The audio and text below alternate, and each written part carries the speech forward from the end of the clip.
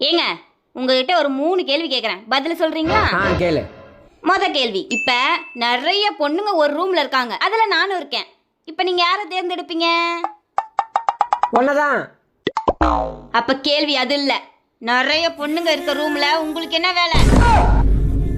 ஏய், நீ கேட்ட நான் பதில் சொன்னேன்.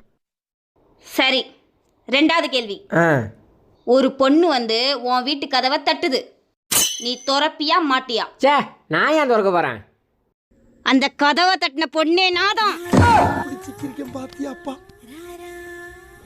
எனக்காக ஒரு கதவை கூட திறக்க மாட்டீல்ல? சரி, 3வது கேள்வி. உனக்கு பிடிச்ச இடத்துல ஒரு பொண்ணு இருக்கு, இந்த இடத்துல நான் இருக்கேன், நீ யாரை தேர்ந்தெடுப்ப? ஒன்னதான். அப்போ உனக்கு பிடிச்ச இடத்துல நான் இல்லையில?